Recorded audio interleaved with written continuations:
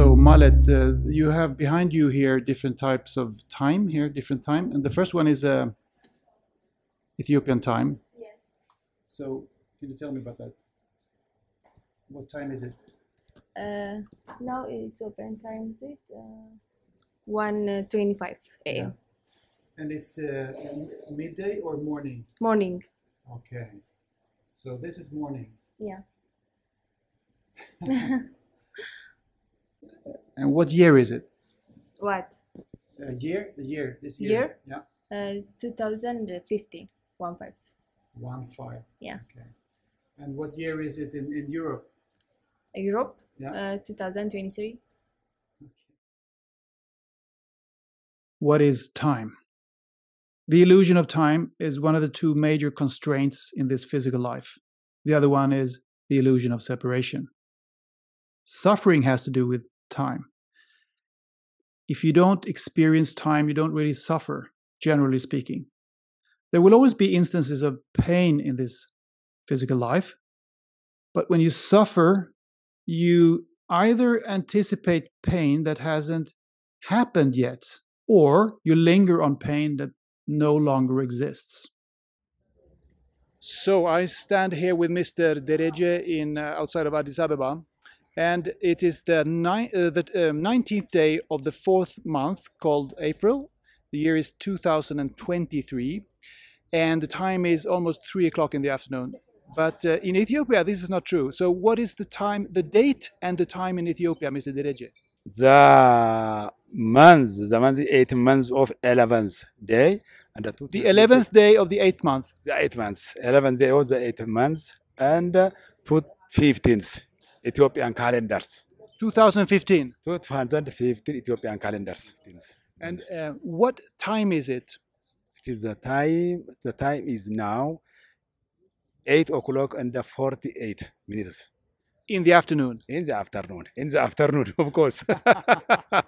No of 8 a.m., no of p.m. in according to our account. So in the morning when you wake up, it's what is the time then? In the morning, we wake up 12 o'clock. 12 o'clock in the morning. 12 o'clock in the morning. In the morning. In the evening, we slept around 3 to 5 o'clock. It depends of our life. Yeah, okay. If you are busy or showing of the televisions, it depends of our life. And when do you celebrate New Year's? We celebrate New Year's. The first year of Ethiopian New Year's is September 1. We start September 1, which is called Enqutatash. Okay, so the New Year is in September, and this is the 8th month called April. Yeah, it is the first month. Oh yeah, the first is September then. September, the first month is September.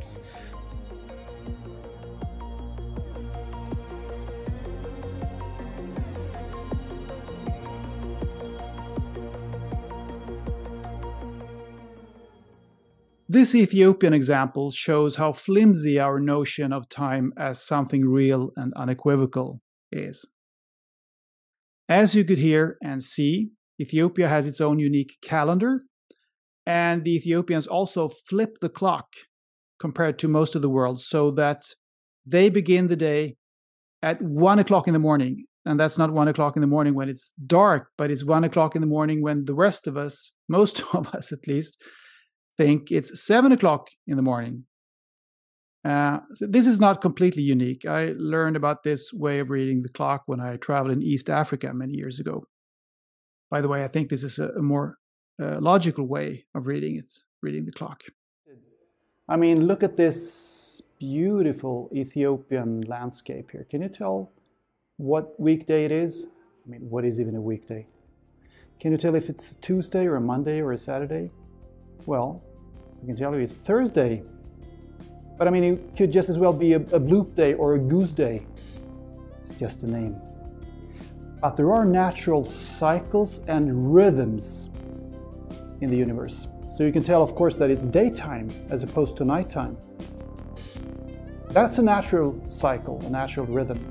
And then when it gets dark, you might see if the moon is up, whether it's a full moon phase or a new moon phase or any of the other phases in between there. That's also a natural rhythm, a natural cycle. But other than that, it's just this. It's just this one continuous moment.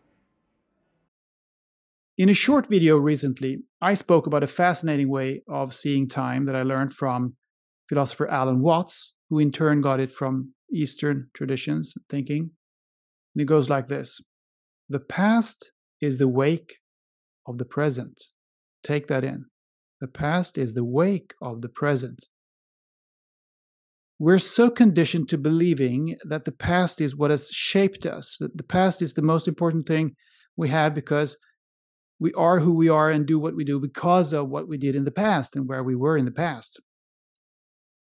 Nothing wrong with history, but seeing things or seeing the life continuum that way is no more true, no more real than thinking that the tail wags the dog. That the tail wags the dog. We did what we did and we were where we were because we're here now and we were always supposed to be here now. And we have always been here now. We were here now even when in the past. And we're going to be here in the future, what we call the future. So by the same token, of course, the present is the wake of what we call the future. Sounds crazy at first, but once it's sunk in, it's kind of self-evident. It's like we're on a ship. The wake behind the stern is where we've just been, and the horizon can be sensed in front of the bow. It has nothing to do with the question of determinism versus free will. Doesn't matter. Things happen the way they happen because we're constantly moving and heading towards that horizon that is the future. Anyway. And always. And the horizon is never reached. The horizon is never reached. That's the point. I did a lengthy video on this very complicated but yet also very simple subject a couple of years ago, and I put a link in the description to that one. So life is a continuum. There is really only one moment, this moment. But you might object, how can time not be an existing real process when I can clearly see my body getting older? And how can it not be real when I can, to take a trivial example, can clearly notice that when I've had, for instance, a couple of glasses of water, I later feel a need to go to the bathroom. Isn't that proof that my drinking of this water happened in the past, and that something has been going on in the meantime, so to speak, until this now moment when I need to go to the bathroom?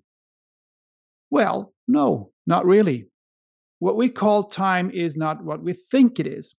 What is unequivocal is a constant change of states, a constant change of states of things. The state of things is actually even more fluid than we normally realize. There is no fixed state of anything. There is nothing that's fixed. This is the paradox. There's only one single moment in which everything is happening, but an indefinite number of states in that moment, an indefinite number of ways things can be in that moment. Nothing is a certain way. That's also a pretty radical notion. Nothing is a certain way. The constantly changing state of every single aspect of the universe is the continuum of life. Sounds, light, movement, sense perceptions, pain and pleasure, they come and go all the time. So my body getting older doesn't mean that any time has passed. It just means that in this now, quarks, atoms, and cells merge, emerge, form, grow, shrink, appear, and disappear. That is what's going on. To deepen this further, I think it's possible to liberate oneself from the shackles of time, or the arrow of time, as physicists often talk about, or the perceived arrow of time, I should say. I think it's possible to do that, liberate oneself from that, and experience this dynamic of the universe, this continuous life flow in any direction, not just the forward direction that we're used to thinking of it, but in any direction. To do that, one has to completely leave the temporal illusion, of course, which is immensely difficult for a human being, physical human being. The many thousands of accounts of near-death experiences tell us that we do experience timelessness when we leave this body, when we die, as we call it. But I'm convinced it can be done even while we're still in the body, in this avatar. I would say that most of us have had a taste of it, at least momentarily. Like when we look into the eyes of a newborn child, when we find ourselves in a beautiful meadow full of flowers and butterflies, and we stop in our steps in awe because of the beauty, or when we lie down on the ground beside some person we love and watch the stars. It takes complete awareness, and it takes complete presence. I believe this is a taste of what is often called awakening, which I think has a lot to do with the illusion of time.